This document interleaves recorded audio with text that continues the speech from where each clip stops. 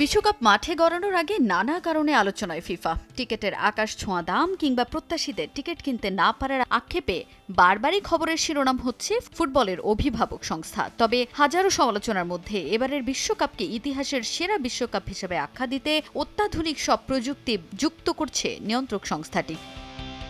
বিশ্বকাপ মাঠে গড়াতে বাকি আর মাত্র 6 মাসেরও কম সময়। এই অল্প সময়ে এবার অভাবনীয় সব প্রযুক্তি ব্যবহারের পরিকল্পনা ফিফার। প্রযুক্তির সর্বোচ্চ ব্যবহারের মাধ্যমে কোনো বিতর্ক ছাড়া বিশ্বকাপ আয়োজনের লক্ষ্য সংস্থাটির। সেজন্যই এবার ফুটবলারদের সঙ্গে প্রযুক্তির ব্যবহার করতে যাচ্ছে তারা। এবারের ওয়ার্ল্ড কাপে অংশ নেওয়া ফুটবলারদের জন্য এআই ভিত্তিক ত্রিমাত্রিক অ্যাভাটার তৈরি করতে যাচ্ছে ফিফা, যে প্রযুক্তির মাধ্যমে অফসাইড প্রযুক্তির সঠিক কার্যক্রম নির্ধারণ করা সম্ভব হবে, যেখানে গোল হওয়া নিয়ে থাকবে না কোনো ধরনের বিতর্ক।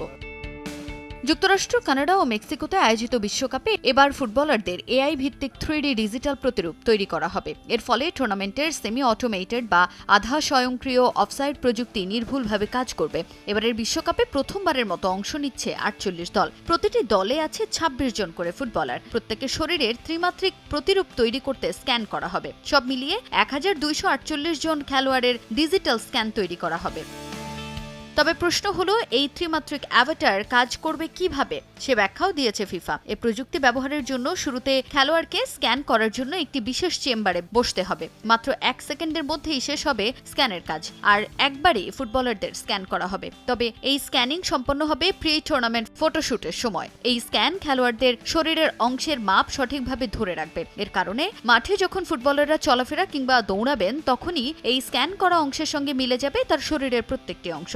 তাতেই নির্ভুলভাবে ট্র্যাক করা যাবে খেলোয়াড়দের শরীরের অবস্থান। স্পষ্টভাবে বোঝা যাবে মাঠে তার অবস্থান এবং অফসাইডের সম্ভাবনা আছে কিনা তাও সঠিকভাবে নিরূপণ করা সম্ভব হবে।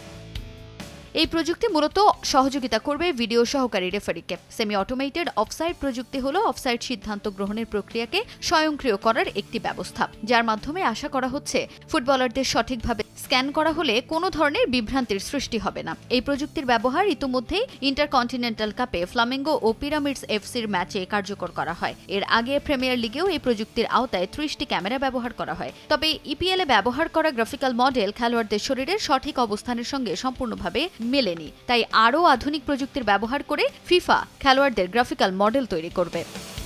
তাজিন খন্দকার, সময় সংবাদ।